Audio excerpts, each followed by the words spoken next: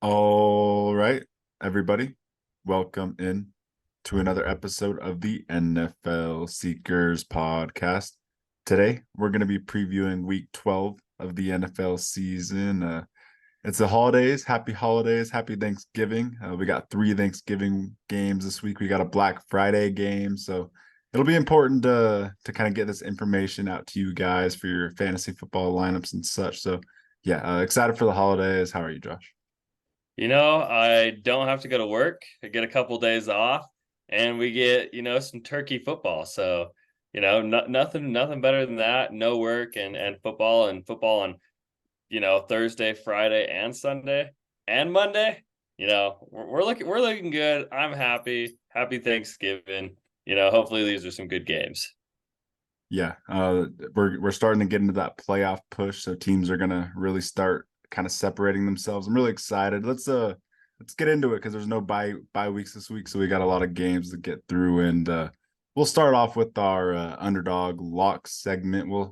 We kind of each chose some Thanksgiving game slips, Thanksgiving game locks that we each think are locks for the week. So we'll start with my lock of the week. I actually kind of want to start with Amon-Ra St. Brown in the middle. He 80 and a half receiving yards. That's the lock of the week. It has to be. It's Thanksgiving. He goes off on prime time. So I very confident that Amon-Ra will get that 80 and a half receiving line.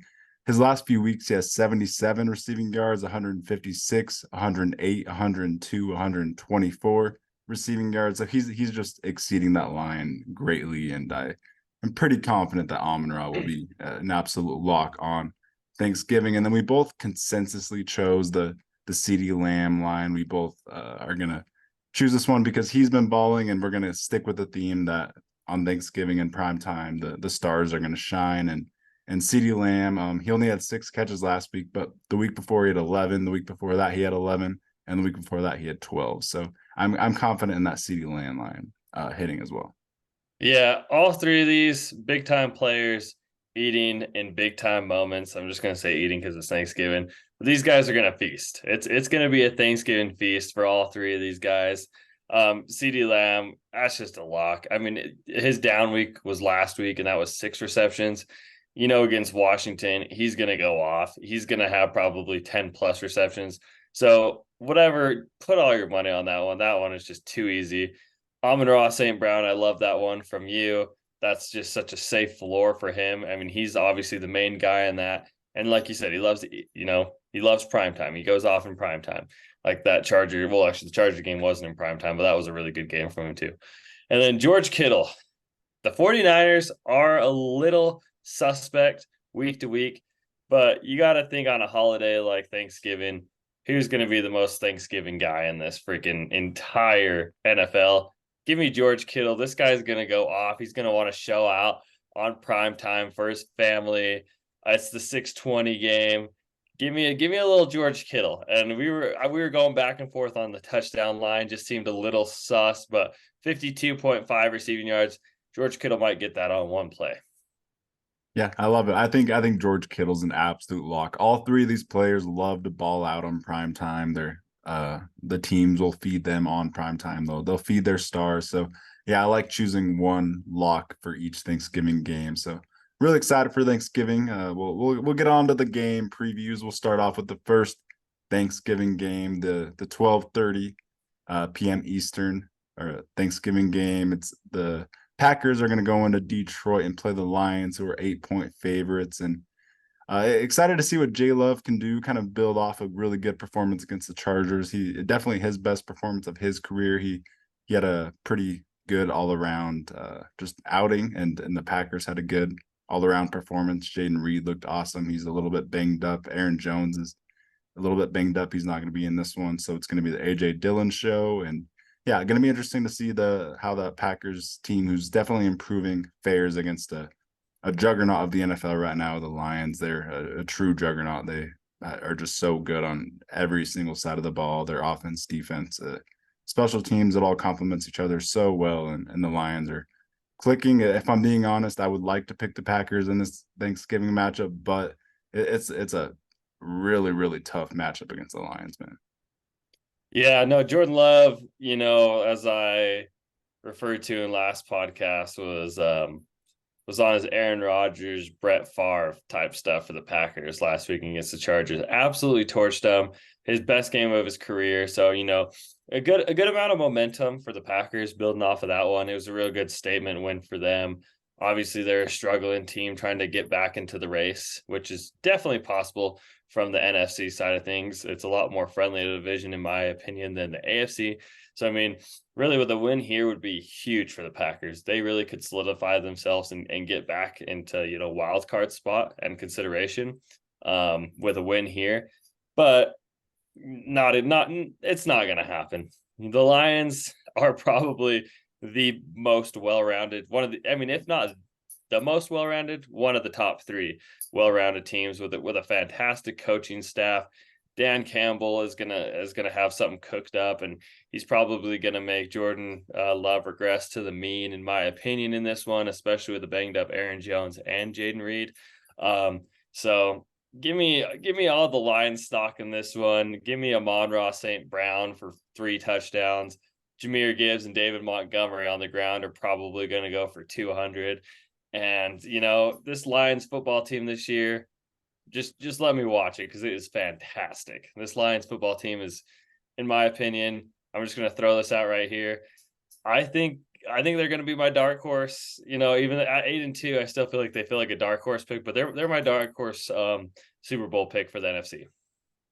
That's I feel like you can't argue with that at all. They're literally just so good. They are so competitive every week. They're so well coached that it's so exciting to watch this Lions team every week. I honestly am impressed with the Packers the last few weeks. I'm like you said, they could make the playoffs if they start building off that momentum against the Chargers and they start getting some wins here. But they have a hard schedule, and this specific matchup, I just really hate it for the Packers. It's going to be tough on Thanksgiving to beat this Lions team. Like we said, Amon-Ra St. Brown on Thanksgiving on primetime, he's going to go absolutely off. The Lions run game, I think, will be a big factor. I think Gibbs and Montgomery both go off against the Packers run defense. So yeah, like you said, it should be somewhat close. The Packers are playing good football, but the Lions are kind of too good right now. So you have to pick the Lions. And in fantasy, you start every Lions option. Obviously, you don't even really question it. And on the Packers, if you need, you start AJ Dillon.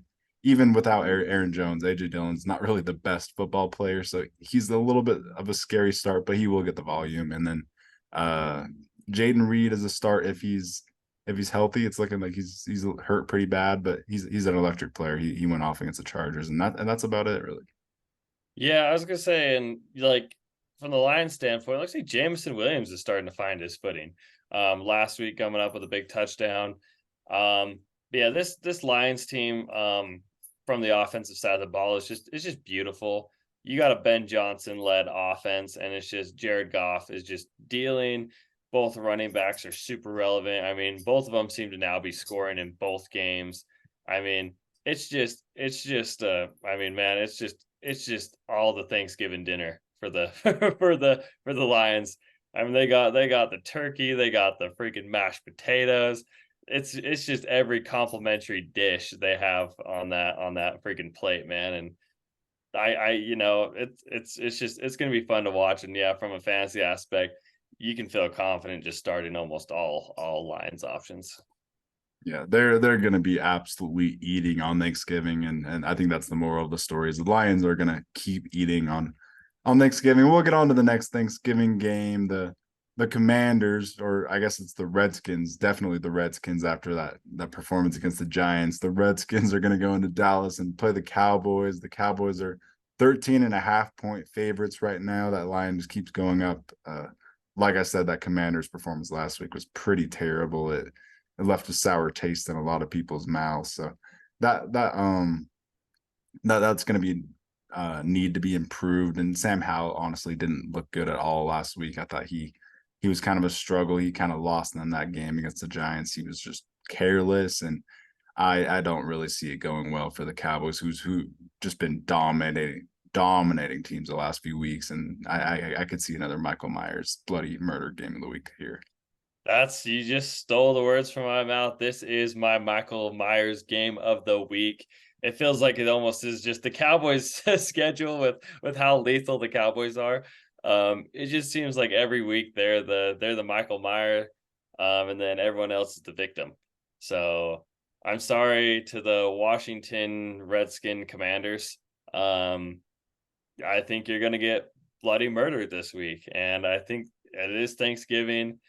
It's Cowboys who always play on Thanksgiving, and stems back from Zeke and feeding Zeke. It's you can feed this whole Cowboys offense, and you can feed this Cowboys defense because Deron Bland's probably getting another pick six. Micah Parsons probably going for 3 sacks. Dak is probably throwing for 4 touchdowns. Jake Ferguson, CeeDee Lamb. So everyone's eating on the Cowboys, and I'm sorry, last week with how this Commanders team played, not impressive. You're going to be the bloody murder team of the week again. Yeah, and for fantasy, you like you said, you start every single Cowboys option. I think you could even start the fringe options like Brandon Cooks, Jake Ferguson. They're all gonna eat. They're gonna be scoring a lot in this matchup on Thanksgiving. And for the Commanders, Brian Robinson's a must start. He's getting so much volume in the receiving game, especially. So it's awesome to see for Brian Robinson owners. And Terry McLaurin's a must start. Jahan Dotson isn't really a must start at all unless you need to. And that's about it for this one. Yeah, you're hoping Jahan Dotson just gets in the end zone. Really, that's the biggest upside for him. But yeah, start Terry. Apparently, Brian Robinson's wide receiver 1. All of a sudden, these last couple weeks, and then yeah, like we kind of said, obviously you're starting the whole Cowboys farm. You're starting Jake Ferguson. Dak is a must start now from week to week. CeeDee Lamb is going to eat. Tony Pollard looking like he's actually having a little bit of a revamp midseason. So, and if you have the Cowboys defense, you're so lucky. That's all I'm going to say.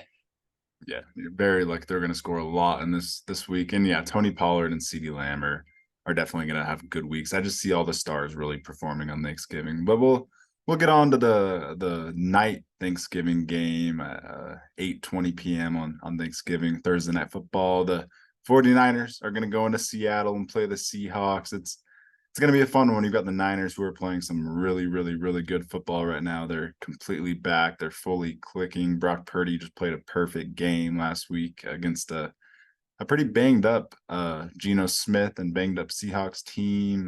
The Seahawks are really just struggling. They're coming off that loss against the Rams, and they just aren't really clicking on offense. And Kenneth Walker is also hurt as well, so we're going to see some Zach Charbonnet in this one. I do think that Zach Charbonnet could have a pretty good game, but this Niners team is just rolling. They're an absolute juggernaut, and I kind of see them continuing to roll even in Seattle. Oh yeah. Again, I'm not going. I'm going to be going with the 49ers in this one too. This will be the night game. I mean, they're favored by 7, which seems like a very fair line right there. And honestly, just want to kind of point out Geno Smith just really not playing super proficient and good football like he was last year. He has definitely regressed. I mean, Geno Smith's stats, I just want to kind of point him out this year because they were so much better last year.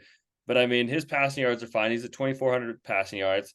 But his TD to interception ratio is very, very not good.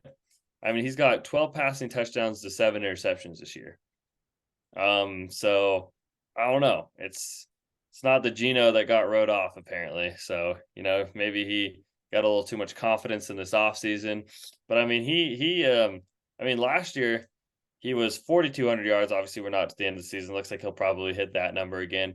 But he was 30 touchdowns to 11 interceptions. So the way he's going right now, I mean, he's definitely not playing like he did last year. And then, correct me if I'm wrong, is Kenneth Walker out in this one?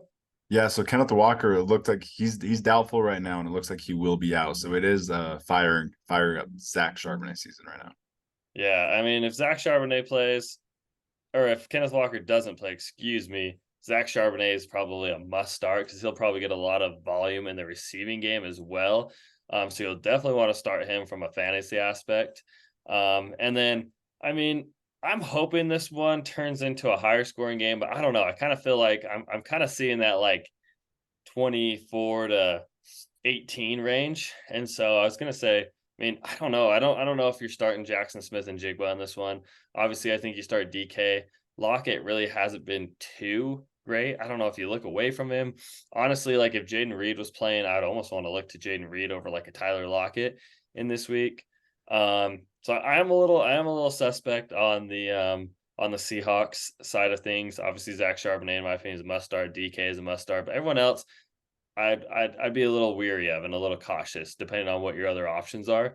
And then of course 49ers, Ayuk gonna do great. Kittle, this is the game. This is the big game me and you are expecting from Kittle. CMC is gonna score a touchdown, just happens every week. And so, start everyone. Start everyone on the 49ers. Debo should bounce back from a not great week last week. Yeah, you worded that perfectly for fantasy. And yeah, I wouldn't be surprised at all if Geno Smith doesn't finish this game. He's already banged up going against this Niners team. I really just I have a bad feeling about the Seahawks offense in this one. They're already not playing good, and in against the San Fran defense, it's going to be really really hard. So I agree. You don't really want to look at Jackson Smith and Jigba right now. Even Lockett's scary, and yeah, DK Metcalf's kind of a must start. But yeah, I agree. And then anything else on this one?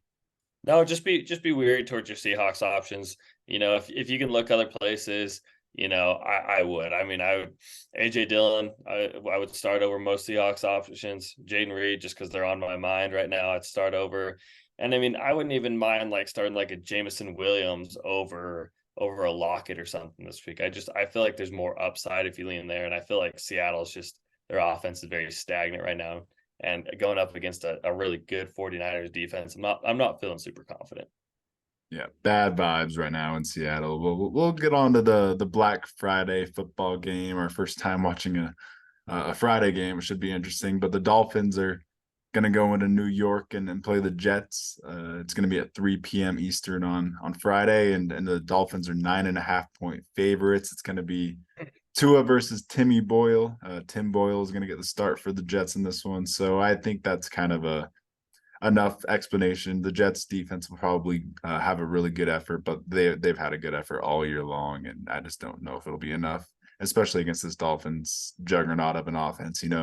Tyreek Hill is going to get 5 touchdowns, and especially in the primetime game, he's just so electric. He should be MVP, honestly, at this point. I think Tyreek Hill's the MVP of the NFL. He's absolutely absurd. So yeah, you're looking forward to him, and you're looking forward to Jalen Ramsey on the defensive side. You can almost expect a pick in this one. He's an absolute baller. So yeah, there's some star talent in this one, but I think the Dolphins will do what they do best against bad teams and just completely steamroll them. This, in a weird way to me, feels like a trap game. I'm gonna throw it Really? out there. I coming off of playing the Raiders last week, only scoring 20. I mean, they're probably due for a big week. The Dolphins are, but there's something about when a team makes a big change and something about making that team more motivated. I don't know. I wouldn't. I'm just gonna say I'm not brave enough. I'm not brave enough to take the Jets. I'm not gonna take the Jets because then I say this, it feels like a trap game, but also the Jets just feel like a team that's just the boat has sunk and they just feel defeated. And you could kind of see that in the defense last week. The defense just stopped playing good. They were like they got to a point where it just looked like they didn't know what they were playing for at this point. They're like, our offense can't put up any points. Right. It just kind of felt like the Jets defense felt defeated last week. And I don't know if that carries on into this one or if Timmy Boyle, who honestly, I don't even know how that guy's in the NFL. I was looking at his college stats and they were pretty bad. And his NFL stats are almost just as bad. But I mean, he seemed to be a Rodgers guy in Green Bay, and that's kind of seems why he's there. But I mean, anything was better than their last option. So maybe this fresh face gives them a chance to kind of rejuvenate the whole team. But we'll see. I mean, personally, I would have liked to have seen Trevor Siemian in. I think that would have given them a better chance. But we'll see. It kind of feels like a trap game. But again, I'm not brave enough, and I expect this Dolphins team to eat. Coming off of only a 20-point game, seems like they're due for a 30+ point game. I agree. It definitely needs to be Trevor Siemian. I think the Jets coaching staff is just kind of tripping on that one. I don't know what they're seeing in practice or what they're really evaluating. I think it needs to be Trevor Siemian. And once that happens, I will take them more seriously. And I could see it being close. The Dolphins really didn't play great against the Raiders. Like I could see it being close for sure. But this great Jets defense, you're right. I could definitely see that this 9.5 point line is probably pretty accurate. I could see it being like a 10-point game for sure. So yeah, I think it'll be a fun one in New York. It's probably going to be the Dolphins coming out on top though. And for fantasy, you know who you're starting on the Dolphins. You don't even question it. It looks like Achane won't be playing, but Mostert is just an absolute must start in that case. And you're starting all the Dolphins receivers, obviously. And then for the Jets, you're starting Breece Hall and Garrett Wilson. Scared, you're closing your eyes and not checking the score until after. But that's it. Agree. I just want to point out one thing. Do you think, conspiracy of mine, do you think Aaron Rodgers is like insecure, threatened by having like another good quarterback on the team? Seems like he almost, in a way, is like calling the shots. It almost seems like Aaron Rodgers doesn't want like somebody that could possibly compete, like a, I don't know, somebody with like that swagger, like Josh Dobbs type feel, or Jameis Winston. Seems like Aaron Rodgers has never really had a good backup behind him in his career, and it's like, he's had a Tim Boyle, a Ben Kurt, whatever that guy's name was, and it just, I don't know. I want to throw that out there. Aaron Rodgers conspiracy. Are they trying to appease Aaron by not having a good quarterback on the behind him? I don't know. That definitely makes sense. Like I could totally see him not wanting them to trade for like a Jameis Winston or Josh Dobbs. So that does make sense. He's a weird dude, and he was controlling a lot of their offseason moves. I mean, before he was even on the Jets and even was traded to them, I mean, he had a wish list that he had them doing. So I mean, it kind of seems like the Jets are just like cowering down to like whatever he wants. Just a conspiracy. I want to throw that out there. It's kind of weird to me. Yeah, Rogers is definitely running stuff, and he's definitely a little odd. But we'll get on to the first of the Sunday games, the 1 o'clock games on Sunday. This is a really good one. We'll start with the Jaguars. We're going to go into Houston and play the Texans, and the Jaguars are 2-point road favorites, and this is such a great game. I honestly still don't know who to pick. It's going to be an awesome one. The Texans actually kind of smacked the Jaguars the first time around in Jacksonville, so that's something to ponder. The Texans are wearing some beautiful all red uniforms, so that's going to be something to ponder when you're picking this one in Houston. It's going to be a fun one. The Jaguars honestly don't really give you any reason not to pick them. They're playing some great football. They really are. They're coming out with wins. Their defense is playing a lot better. They're getting Calvin Ridley more involved now. Their offense is really just good. Like they can kind of do anything they want.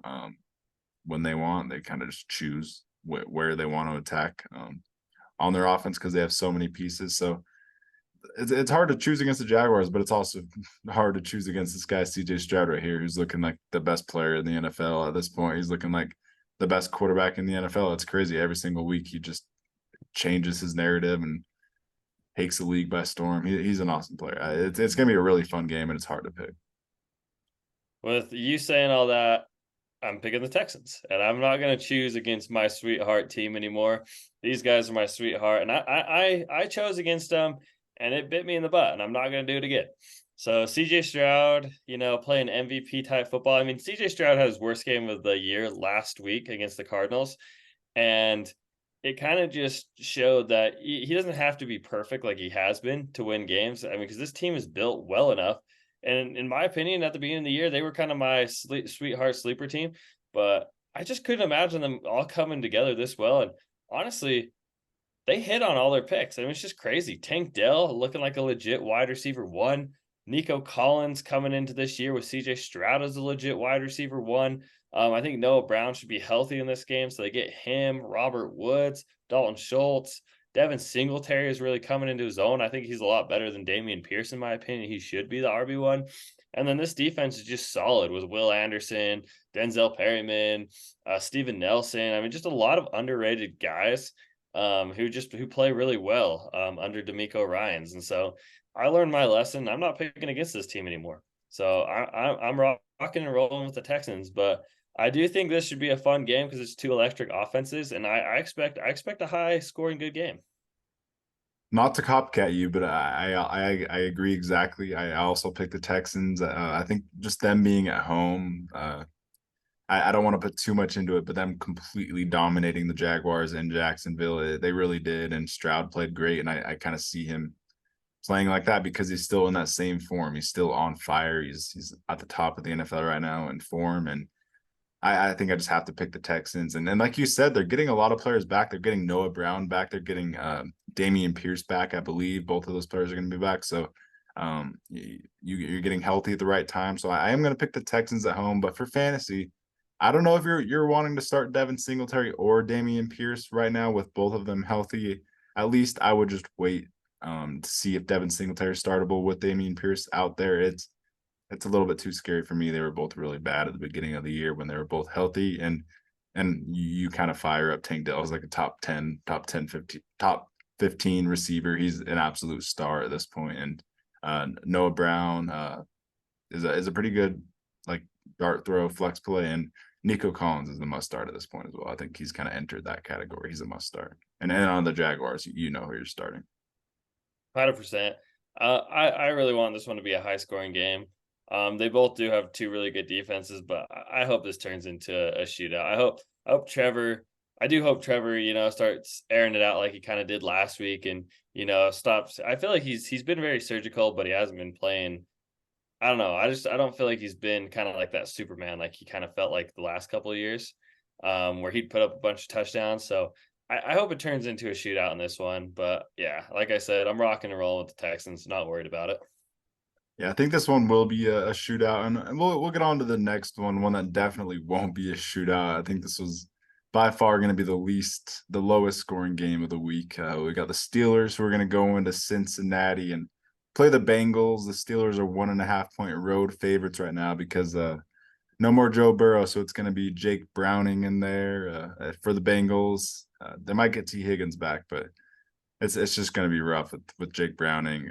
We kind of saw it in that Ravens game. That offense was very inept. They couldn't get absolutely anything going. It's going to be rough against a good Steelers defense. You know that Mike Tomlin will kind of want to just beat up on Jake Browning. He'll have a good game plan. And Kenny Pickett is absolutely terrible. He's coming off a 106-yard performance against the Browns, and I'm not really confident in Kenny Pickett at all, but I think I am going to pick him and the Steelers to get this win. These are kind of wins that Mike Tomlin grinds out.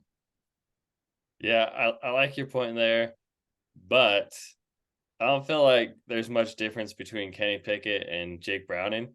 And I'm just gonna go with the overall team who I think is better. And so I'm gonna ride with the Bengalist Joe, with a or sorry, Bengalist, a team without Joe Burrow. And I'm gonna go for the Bengals. I think they might grind this one out. I think they don't the Steelers. I'm not worried about Kenny Pickett putting up much points. And I think Jake Browning has a better shot of airing one deep to Jamar Chase, or just they have better big threat players on that team. And I just and the defense is solid, and I think they'll get after Kenny Pickett and make him feel uncomfortable, kind of like the Browns did last week. And I kind of expect a similar result, and I expect almost like the 10-13 range. That's kind of what I expect, but I just see a little bit more upside with the Bengals, and I think the Bengals defense is every bit as good, if not better, than the Steelers defense. So I'm just going to ride with the team who I think is better. You got me thinking for sure. I could definitely see that now being in Cincinnati. I could see like just an electric firework performance by Jake Browning, kind of sparking the Bengals. This will probably be a good game. It's going to be so low scoring that it definitely will be a pretty close game. So yeah, you're definitely right. And in fantasy for the Steelers, you start Jalen Warren. He's kind of their player. He's their star. I can't believe we haven't even talked about Jalen Warren yet. He's an absolute stud. Yeah. He is the Steelers player. He is their offense right now. And he's honestly, in my opinion, the only start on the Steelers. I don't want to start either of those receivers, and Najee's not a start right now. And that's it for the Steelers in this specific game. And for the Bengals, Borderline Deontay Johnson. Yeah, just borderline. You don't feel comfortable. You don't feel comfortable about it. yeah, after the last two performances, you're really scared. But the weeks prior to that kind of make you really almost need to start Deontay Johnson. So it's hard. It's hard. If you have other options, I would definitely look away in this matchup. And then for the Bengals with Jake Browning, it definitely hurts all Joe the Mixon options. and Jamar Chase. That's who I'm rolling with, and I'm starting both defenses, and that's it. Yeah, I think Mixon's the best option for the Bengals, and even he will be hurt. But yeah, I think Jamar Chase might get like a touchdown and a few catches, and then that's about it. It's rough, but you start your Bengals, and it's scary. 100%. Yeah, just those two. That's all I'm comfortable with. All right, and with that, we'll get on to the next one. The Tampa Bay Buccaneers are going to go into Indianapolis and play the Colts, who are 2.5 point home favorites, and the Colts just released Shaq Leonard. If anyone wasn't kind of tuned into Indianapolis, he kind of got benched for Zaire Franklin and EJ Speed this year, who have both been playing great, and he's kind of been voicing his frustrations in the locker room, and he's been kind of just a disaster on the field ever since his bad injury last year. He just hasn't been the same player. So he did get released. And are you interested in Shaq Leonard and any potential landing spots? I was kind of going through some thinking, and in my opinion, it's kind of hard because I mean, it's like his play was so bad, and obviously his injury derailed his career, and it's like I feel like he's gonna want a decent contract, and so I was just trying to think of a team that made a lot of sense to me. Because I mean, somebody's gonna grab him and swoop him up, and hopefully he pays better in a better system.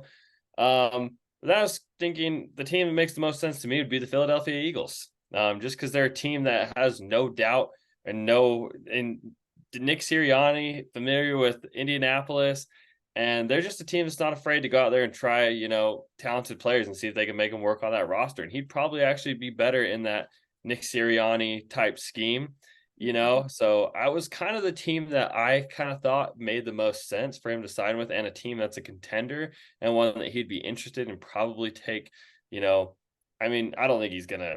I feel like he'll want a decent amount of money, but I feel like he'll probably take like a 1 year kind of prove it 1.5 million dollar deal. I don't feel like he's not going to get much from a team, and that the team would have to be a talented team like the Eagles. And so that's kind of where I veer to. What were you thinking? The Eagles were the exact team that actually came to mind as well. I think that's kind of a perfect fit. That's kind of their weak spot right now. They have some injuries there, and I guess another dark horse team would be the Steelers because they have so many injuries right now at that middle linebacker position. So I think the Eagles and Steelers would be fun. Shaq Leonard has just the injuries really have hurt his play, so hopefully he can kind of get into a better situation and get healthier. But we'll get on to the game preview of this one. I like what I see from the Buccaneers. They're really inconsistent, and you don't really know what you're getting week in and week out. But I feel like they're really competitive week in and week out at least, and they're going to be competitive in this one. I feel like they match up well against this Colts team, and I just like what I've been seeing from Baker, and I feel like the Buccaneers have some stars like Rashad White, Mike Evans, Chris Godwin. So I just think they're going to get the job done even on the road.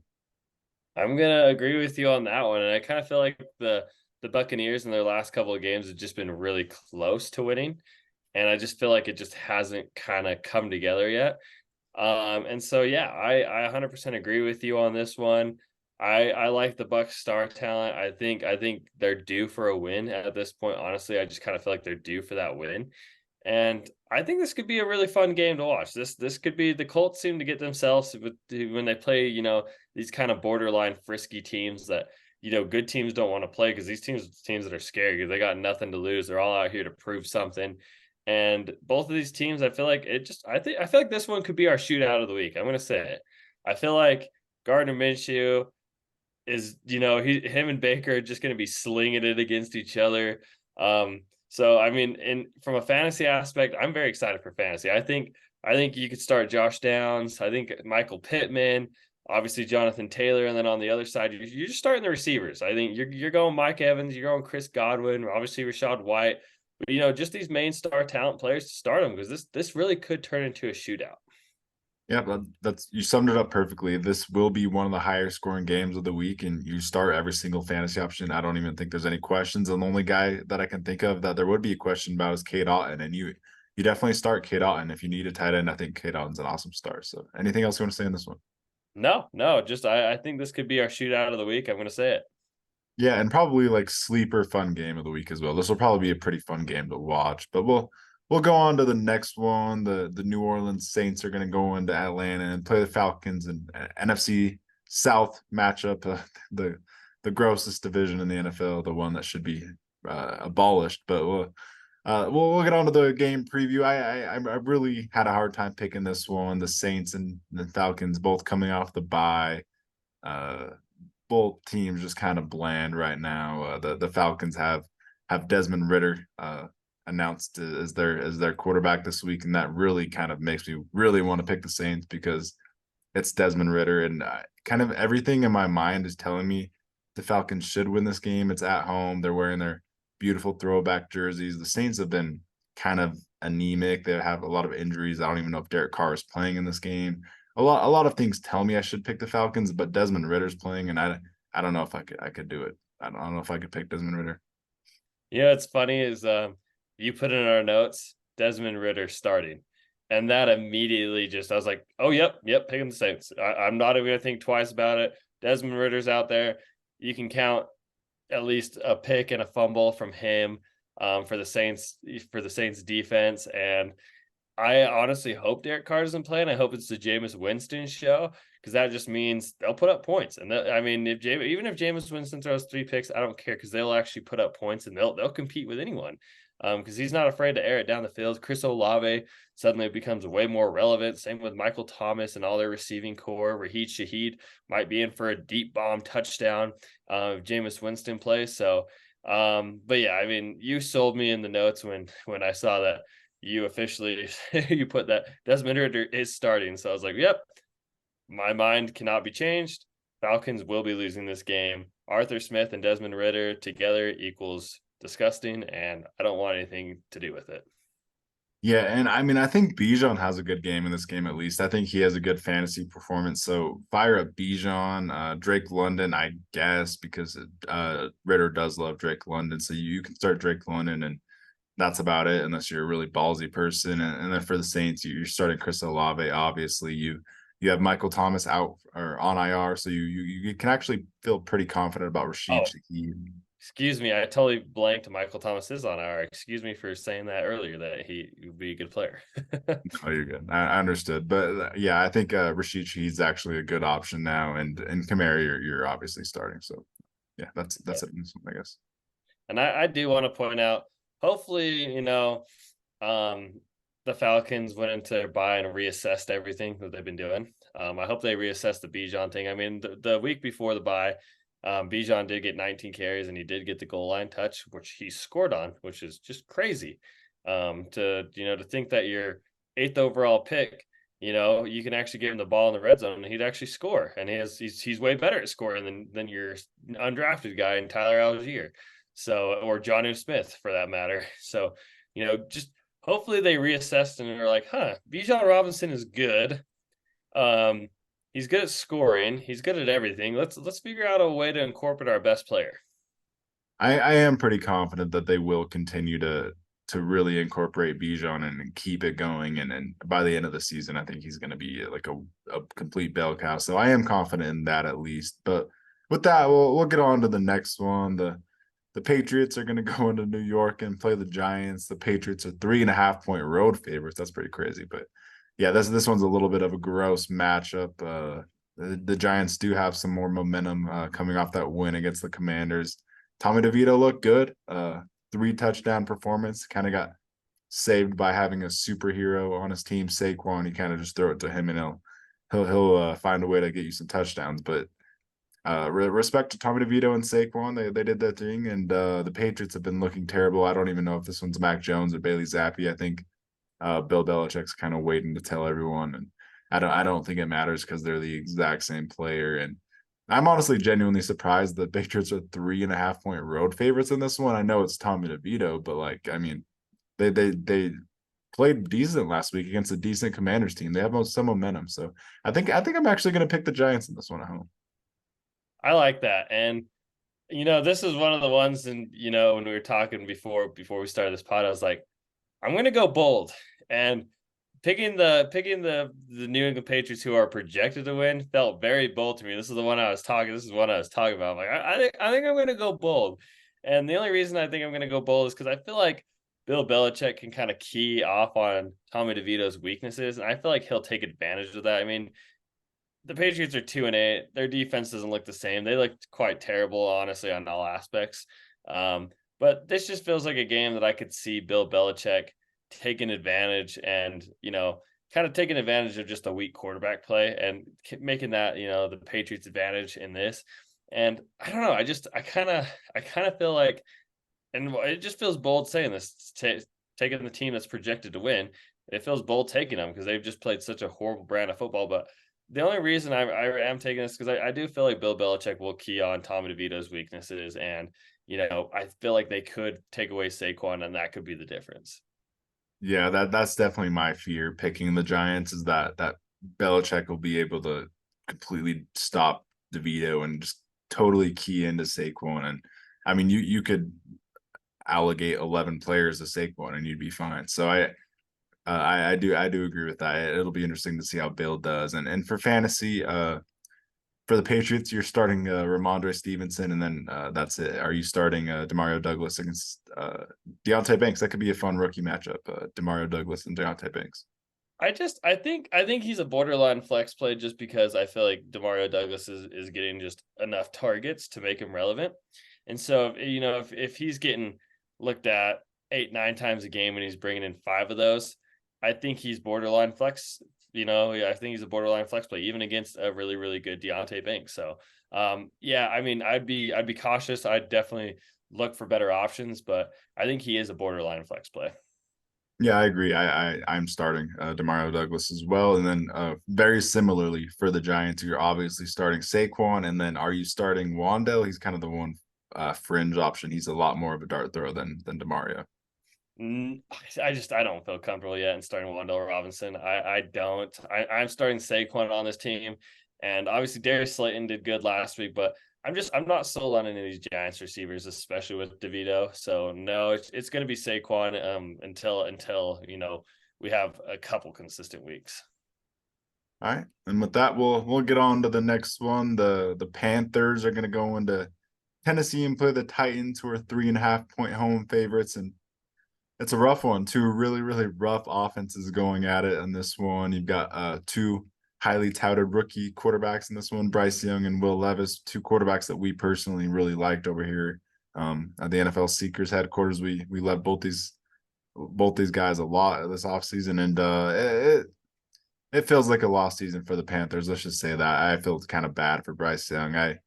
I don't see anything from Bryce Young that really scares me for his future and makes me think that he's a bust or anything, but I definitely don't see anything that shows me that the Panthers are going to be competitive this year. And as bad as the Titans have been, they're a really good team at home, and they're playing at home finally. They've had a rough stretch of away games where they can't win on the road, but I am pretty confident that the Titans will be able to get the win here. I think Derrick Henry has a really good game on the ground finally.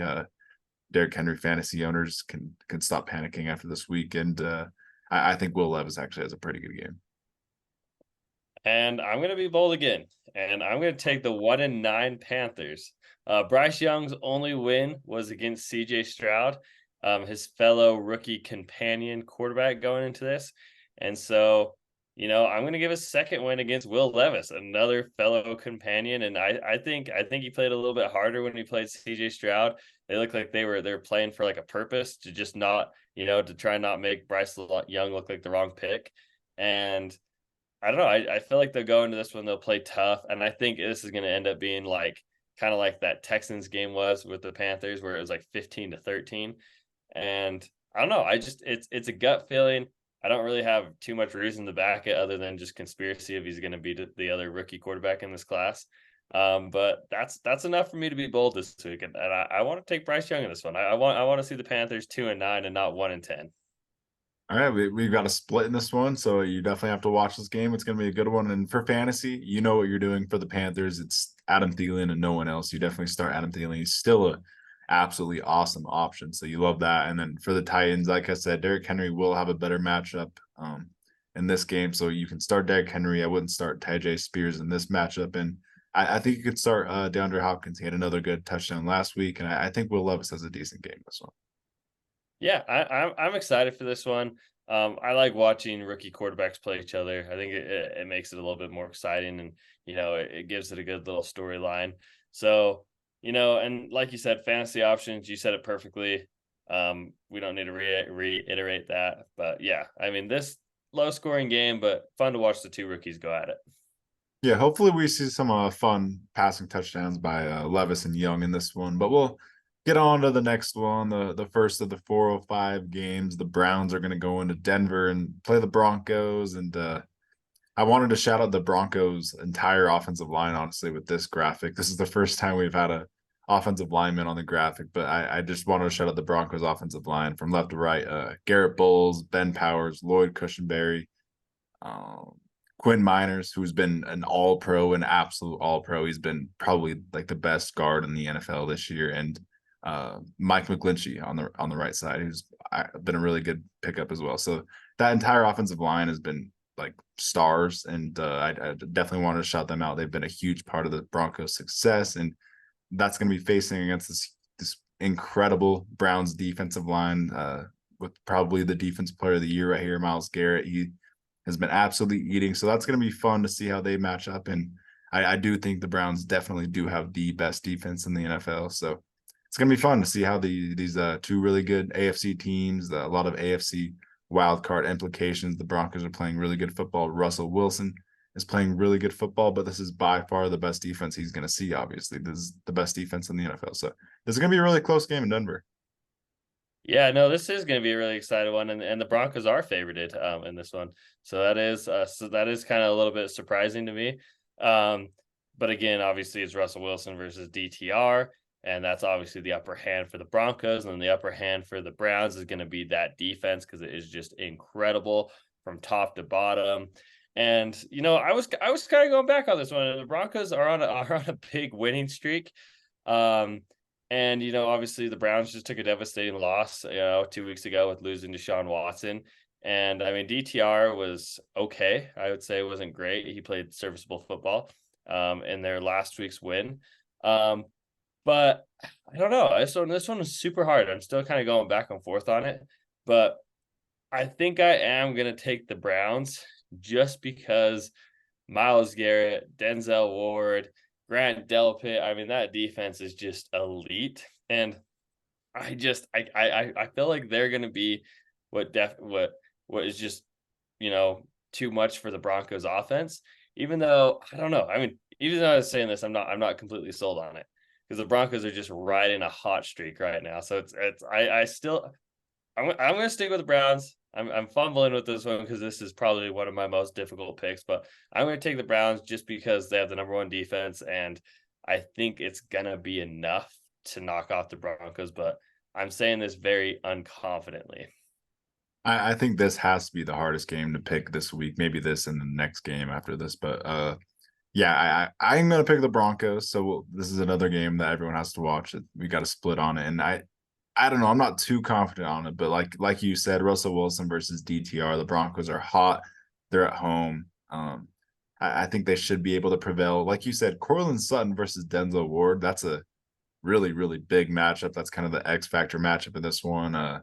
Courtland Sutton, when he was in his best form a few years ago, he got the better of Denzel Ward. He actually had a kind of an iconic game against the Browns a few years ago against Denzel Ward. So that'll be something to monitor. That's going to be a fun matchup. And yeah, this is gonna be a really fun game. A great Browns defense versus a Broncos offense that's been really consistent and solid. So it's gonna be interesting to see how they fare, and interesting to see how Sean Payton does. And for fantasy, you start Javonte Williams. He's an absolutely awesome option. You start Courtland Sutton, and I think that's it for the Broncos. The Browns defense is too good, and for the Browns, you start you start Jerome Ford, I guess, because the Broncos defense isn't great. But I think that's it, other than Amari Cooper is kind of a must start at this point. I think that's kind of it. And then you can start both these defenses for sure. And I'm going to just throw this out here, and I agree with what you said fantasy wise. What Dan just said, reiterated it. I'm 100% agree. And I'm kind of feeling like in this one, it's like if the Broncos offense can score 2 touchdowns, that'll be enough. And the only reason why I'm taking the Browns really in this one, I was just rethinking it. The Broncos were very good at getting into the red zone last week, but they were kicking a lot of field goals. But if they can figure out a way to score 2 touchdowns, I think that'll be enough. But I'm not solely on that against this Browns defense. So that's why I'm gonna go with the Browns. No, that is a good point. The Broncos do need to find a way to convert touchdowns instead of field goals, to convert field goals into touchdowns for sure. That's going to be a big part of the Broncos playoff push, honestly. But we'll get on to the next game. This is the other game I mentioned. Is probably the other hardest game to pick. The line kept switching when I first started making this graphic. The Cardinals were favored, and now the Rams are favored by 1.5 points. And the Rams are going into Arizona and playing the Cardinals. And yeah, it's gonna be a really fun NFC West matchup. It's gonna be a close one. The Rams are coming off a 1-point win against the Seahawks, another NFC West matchup, and they're gonna get Kyron Williams back. So that is fun. They get their running back, and I think he does kind of go crazy in this one. I think it's a really good matchup for Kyron Williams. And then there is some question marks outside of him. There's Cooper Kupp's kind of up in the air. We don't really know if Cooper Kupp's playing. I guess we'll kind of talk as if Kupp and Stafford are playing but limited. It's hard to give an analysis in this one, but the Rams have been good. They've been competitive. However, I think the Cardinals have been really good and competitive. And I thought last week they kind of impressed me against what the greatest quarterback of all time, CJ Stroud. I thought the Cardinals defense played him good. They had 3 picks on him and they played really tough. So I think the Cardinals at home, Kyler Murray has them playing tough. He has them playing hard. I think the Cardinals will have an electric game at home, and I think it's going to be a close one, but I think they could get it done. Yeah, I'm going to agree with you on this one. I'm going to take the Cardinals too, and I feel confident in it. I feel like the Rams, for whatever reason, obviously they're coming off of a big scrappy win against the Seahawks, but I feel like they have 2 of their 4 wins against the Seahawks this year. And I don't know. I'm not sold on the Rams. Is Cooper and Cooper Kupp, I do believe, is out, is officially been ruled out, right? At this point. It's hard because he hasn't been like officially ruled out, and I don't even know if he's like doubtful even. So I honestly genuinely have zero clue. He could play. I wouldn't be surprised either way. If I'm gonna lean towards I don't think he is gonna play. He seemed really frustrated when he got hurt last week and went off the field. It didn't look good, but I mean, if he could make his way onto the field, I still don't think he'll be super relevant. And so it's just going to be the Puka Nakua show and the Kyron Williams show for the Rams. Um, and I just feel like I don't know. I don't feel like that's enough. I don't feel like that is enough right now. And I feel like Kyler Murray has got the Cardinals playing hard. James Conner, I feel like this is going to be the game where he finally bounces back and looks relevant. And same with Hollywood. I think Hollywood will actually have a good game this week. Was he questionable too? Sorry, I can't keep track of all the injuries. Hollywood is fine. He's fine. Okay, so he's fine. So I think this is the game where it kind of clicks for the Cardinals. They're 1-1 with Kyler Murray, and he is playing good football. He is playing good football. He competed with the Texans, and ultimately, I think with Kyler Murray, it just makes this team better than the Rams, and so I'm going to roll with them. Yeah, and no Cooper Kupp. You like you said, you fire up Puka. He's like a wide receiver 1 in fantasy, and he'll get absolutely fed. So yeah, and I think yeah, like you said, Kyler Murray's been playing some awesome football. It's really fun to watch. So I do foresee these Cardinals playing hard like they have all year. And with that, we'll get on to the next one. A really good matchup, in my opinion. This might be the game of the week right here. This is a great game if the Bills can keep up their form that they had last week. But the Bills are going to go into Philadelphia and play the Eagles, who are 3.5-point home favorites. And this is a hard one to pick. I honestly kind of want to pick the Bills, seeing them kind of bounce back against the Jets last week. If the Bills are fully clicking, they're a juggernaut in the NFL. But the Eagles are wearing their Kelly Green uniforms. They're too beautiful. It's hard. Like we said, it's impossible to pick against the Eagles in the Kelly Green uniforms in Philadelphia. It's gonna be a fun game. It's hard to pick. Yeah, I'm not going to pick against, in my opinion, the best uniform in the NFL. It would just be against my religion. And so give me the Eagles. When they're in that Kelly Green uniform, they look absolutely lethal. AJ Brown, coming off of a horrible week against the Chiefs, is going to look to bounce back hard in that uniform. And so I'm gonna ride with the Eagles, and a lot of it has to do with the uniforms. I cannot lie.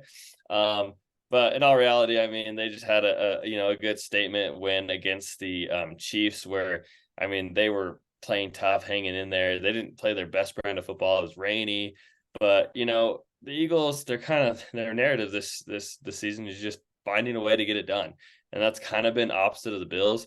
Either the Bills are hot or they're cold. They're just not consistent enough for me to love to pick them against an Eagles team where all I find is consistency with them.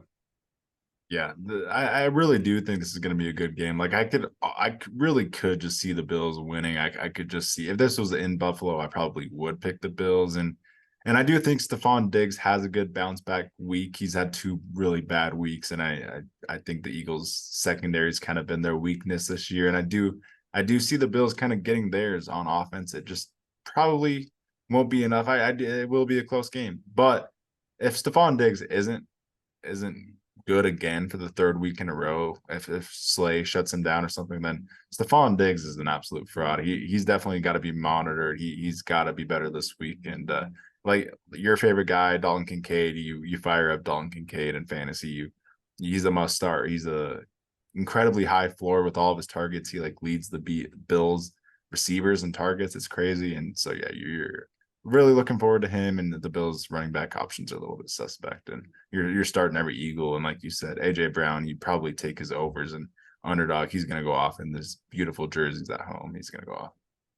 I mean, moral story, it will be an exciting game. I do think, if we can see a little Superman Josh Allen, if he played like he did last week, I'm going to be excited, and it should be a really good game. But yeah, it's going to be hard to pick against the Eagles on these unis. Yep. And with that, we'll get on to the next one, an AFC West matchup. The Chiefs are going to go into Vegas and play the Raiders. The Chiefs are 8.5-point road favorites, and I guess we can call the Chiefs the run heavy, run first offense Chiefs, because that's the new Chiefs offense. So they run through Isaiah Pacheco, and should be interesting. I think they'll kind of get the job taken care of pretty easily in Vegas in this one. I'm not too worried about the Chiefs, even though coming off that loss against the Eagles, they were really just stagnant in that second half. They didn't do anything. I'm not too worried about them ultimately because of their defense. Their defense has been good, and I just don't think the Raiders match up well. Devontae Adams probably has a pretty good game, but Aiden O'Connell, he's been playing hard, but I just don't see him winning this. No, and I honestly it does, and it does, but it doesn't. I was gonna say maybe label this one as a trap game, but at the same time, no, because it is at the end of the day, it is Aiden O'Connell versus Patrick Mahomes, and this Chiefs defense is actually just very, very, very elite, top 5 defense in the NFL right now. So yeah, in this one, they don't, like you said, they don't match up well. The quarterback play is so far, on a scale just separated. I mean, you have Mahomes up here and you have O'Connell down here. And so that's ultimately what's going to be the difference. And then obviously, and the only reason I say trap game just feels like this Raiders does have a new identity with their new head coach. But again, I'm not brave enough, and it's too big of a skill gap between these two teams. So yeah, give me the Chiefs. Yeah, Antonio Pierce does have the Raiders playing really hard. I feel like I am always disrespecting them. I'm always counting them out. And the more you talked about that, this probably will be a pretty close game because the Chiefs aren't really dominating teams this year. They aren't having those blowout games like they usually have. So you're right. This probably will end like 24-20, like 24-17. It will be a somewhat close game in Vegas. I could definitely see that. And yeah, I like you said, I think Mahomes over O'Connell will kind of just be the end victory. It's just the difference. Yeah, this is what makes all the difference. But yeah, I think you do feel confident. I mean, off this Chiefs, you got Rashee Rice and you got Travis Kelce. Those are your 2 plays, obviously, with Patrick Mahomes. I think you fire up the Chiefs defense in this one. I think they'll make Aiden O'Connell super uncomfortable, force a pick, a fumble, something. They'll get sacked. So fire up the Chiefs defense if they're available or you have them. Feel confident in starting them. And then Start obviously Pacheco too. Oh, Pacheco. Sorry, excuse me. The run first Chiefs. Definitely start Pacheco.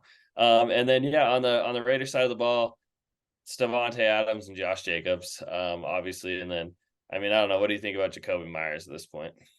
That's a dart that I don't really want to throw personally. I almost would rather throw Justin Watson. I feel like that's an equivalent dart. Yeah, 100%. So yeah, I mean, really just Josh Jacobs and Devontae Adams, all you're feeling comfortable with at this point with the Raiders. Are you throwing a dart at Michael Mayer if you really need to tight end? I'm gonna say no. I'm gonna say like I'd rather go get a Kate Otten or something like that. I feel a little bit more safe on that. That's definitely fair. And Justin Watson, are you interested in him at all? He did get looked at a lot last week, but again with Justin Watson, not quite there. Yeah, not quite there on Justin Watson. I need to see a more of a statement game from him. But I mean, he does come up with some pretty clutch catches in big moments, and he has found the end zone a couple times this year, but it's just quite not consistent enough with me. Yeah, monitor him and yeah, just monitor Mahomes. I need to see him play a better brand of football, play safer, play more surgical, play more serious out there. I feel like he's not even really playing fully serious out there. But yeah, I want to see Mahomes have a better performance, and we'll get on to the Sunday night football game. It's a great matchup. The Baltimore Ravens are going to go into LA and play the Chargers. The Ravens are 3.5 point road favorites, and I'm kind of disappointed that Brandon Staley hasn't been fired yet. I'll be honest. His press conference after the game where he just got really insecure after they asked if he was going to get his play calling duties taken away and on all that. That was kind of just comical. But I feel like the Chargers team just needs a kick in the ass, and I think a culture change is kind of needed badly. So I would love to see like a Kellen Moore, kind of going in there and inserting as the head coach or something. I just don't think Brandon Staley's it. We've seen for a long time that Chargers defense coached by Staley is not it, and situationally the Chargers are a mess. So I do want to see Staley gone at this point, but this is a good matchup. The Ravens have been dominant. The Chargers are just a great football team, so it's hard to pick against them. And these two teams on paper match up very well against each other. Yeah, I would like, honestly, as a Chargers fan, I would like you just said, I'd like a kick in the ass. I mean, the Chargers are competing with every single team they've played this year. They haven't lost by more than 3 points in any single game, and I would like the Ravens just to give them that kick in the ass because I would like Staley just to get embarrassed, almost from a standpoint as a Chargers fan. I do think the Chargers offense will go out there. I don't know. Actually, in this one, last time we played the Ravens, they absolutely whooped our ass, and so I don't know. This game makes me feel uncomfortable. I don't know how to pick it. Obviously, I'm picking the Ravens to win. I don't think the Chargers have a chance.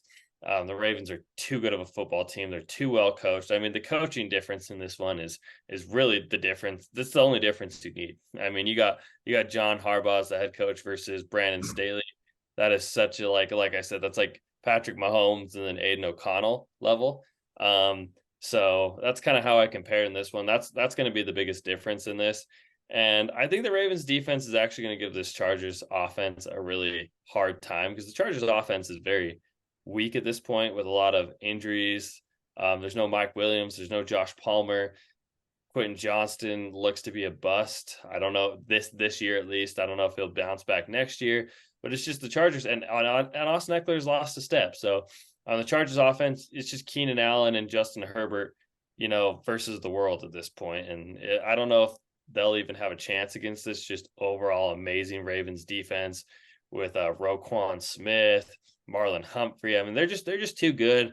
And Lamar on the other side is just going to torch this Brandon Staley defense. So give me the Ravens. I think this is going to be the Chargers' first real butt whooping of the season. Obviously, they're 4-6, but they don't lose by much. But this is one I feel confident in the Chargers maybe losing by 20. You said the Chargers. You don't really give the Chargers a chance in this one. I don't know. I do give them a chance. I honestly do struggle to pick this one. I was going back and forth for a little bit. I could just see it being kind of like that Lions game being high scoring, so it will be back and forth, and ultimately it's going to be kind of volatile as to who This wins one it. in Baltimore, I think. It's in LA. It's in LA. Oh, okay. I was gonna say if it was in Baltimore, good night, because that Oh, crowd's gonna make a big difference. oh, if it was in Baltimore, they're just different. I wouldn't even really question it. But I could see the Chargers having like a good offensive performance, and like you said, the once you mentioned that, it really is just Keenan Allen and Justin Herbert watching the Chargers offense. It really is those two making incredible plays at play after play. It's pretty crazy. It's literally those two absolute stars making great plays. But yeah, the Ravens defense is so good. Like you said, they've been playing great football. They have stars, Kyle Hamilton, Marcus Williams, just stars all over that defense. So I do ultimately have to pick the Ravens, although I do think it's close, and I was going back and forth, and I think it'll be a good back and forth Sunday night game. I guess it just depends how the Chargers offensive line holds up against the Ravens defensive line. If they're able to get continuous pressure and double team Keenan, I just think that'll be just too overwhelming. I don't know. I guess me and you are on different standpoints with this one. I really do feel like the Ravens are going to win by a handful at least. I think at least a touchdown plus 10 points at the minimum, in my opinion. I just feel like this is just a team that'll give the Chargers their butt whooping. And then we know who we're starting on the Chargers. There's no fantasy questions for the Chargers, but for the Ravens, there's a few questions. Are you starting Keaton Mitchell, Isaiah Likely, and Odell Beckham? Keaton Mitchell, yes. There's going to be a very explosive play.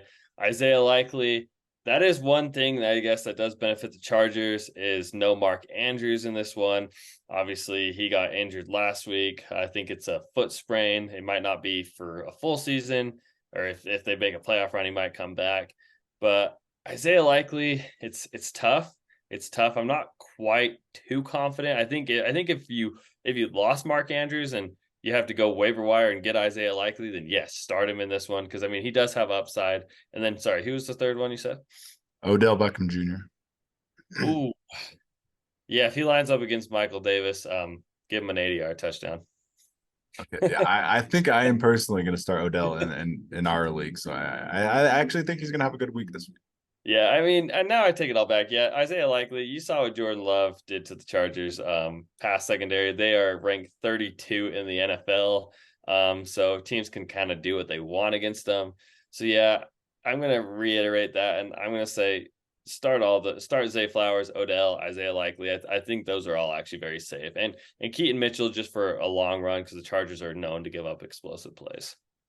Yeah, like I think all the fantasy options are pretty good options in this one. And like you said, Zay Flowers are kind of a must start. And with that, we'll get on to the Monday night football game. The Chicago Bears are going to go into Minnesota and play the Vikings, who are 3.5-point favorites at home. And looks like Justin Jefferson won't be back for this one as well. The Vikings have a bye week next week, so it looks like Jefferson might take the extra 2 weeks off and kind of take it slowly. And I guess I understand it. I don't really think he's needed for this specific game against the Bears.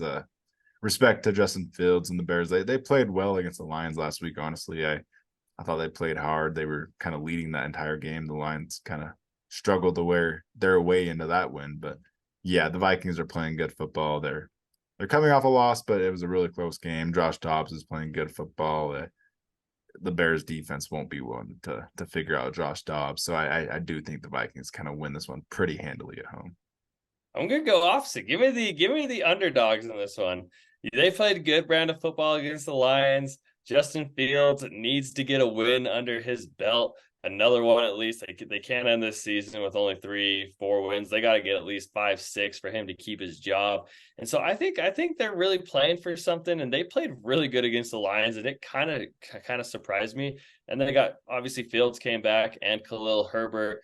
And I don't know. I like the upset in this one. So give me Justin Fields and the Bears. I feeling bold. I'm picking a lot of underdogs this week. So why not another one? Wow, it definitely will be a close one. I did struggle to pick it, but I do think Brian Flores' defense kind of ultimately is what makes me give the Vikings the edge over the Bears.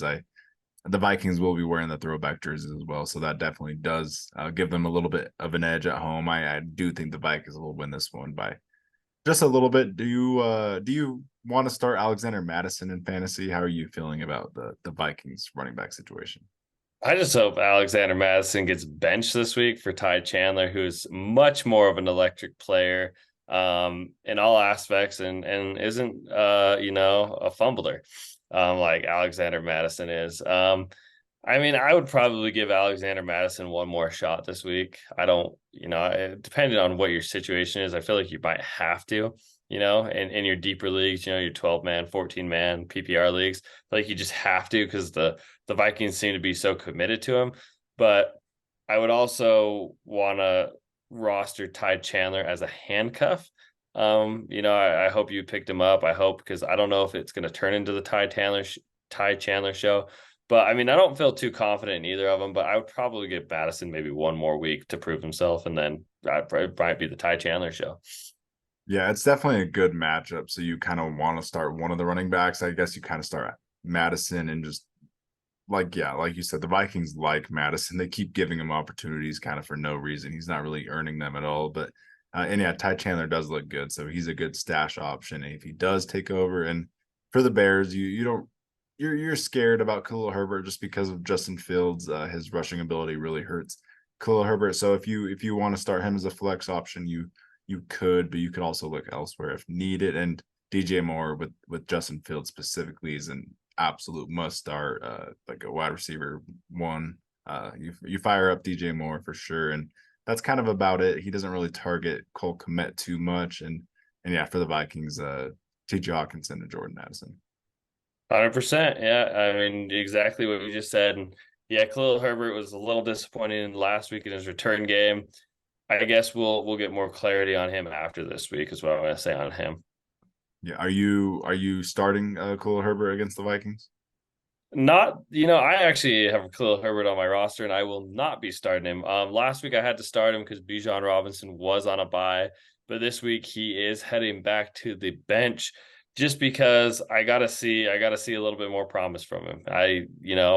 He did get the bulk load of carries with 16. He wasn't very efficient with it, and then they did give their red zone carry to Deontay Foreman, which was very disappointing, and he was able to get in there. So I don't know. I mean, he is in a heavy running back by committee with even Roshan Johnson getting touches, and then obviously Justin Fields, who's the leading rusher last week. So I'm not feeling extremely comfortable. But I mean, it was his first week back, so I'm going to give him one more week. He's going to sit on my bench, and then I think I'll reassess after this week. Okay, yeah, fair. Definitely monitor the Herbert and Fields situation. And yeah, you could start Fields and Josh Dobbs both. I think they're both starts in fantasy. And yeah, really fun going over all the Thanksgiving weekend games with you. Happy holidays to everyone, and any exit hot takes for you for Thanksgiving weekend. Happy Thanksgiving. I'm going to do one hot take that, might not sit right with most people, but I'm going to go hot take. Thanksgiving food is not that good. So I have to throw a little slander at the end. I didn't want to do it at the beginning to get chewed out, but a little slander. Thanksgiving food is mid-tier in my opinion. Why? Because you don't like turkey, or why? Turkey's dry, not a stuffing guy. I feel like you have to throw gravy on everything and then you feel really fat and heavy. So I don't know. I'm not in love with Thanksgiving food. It's definitely a mid-tier food for me. All right, you heard it from hot take stores here first. Thanksgiving food is not. I personally disagree. I actually love Thanksgiving food. I'm actually really excited for all of it. But yeah, I guess we disagree on that. So I gotta throw that hot take. If you watched all the way to the end for episode 69, let me know what you think about my hot take, and you can give me a little slander in the chat if you feel like it. Yep. And thanks for tuning in. Like, subscribe if you like. Tune into the NFL Seekers podcast on all platforms. And thanks for tuning in. Peace. Happy Sure. holidays.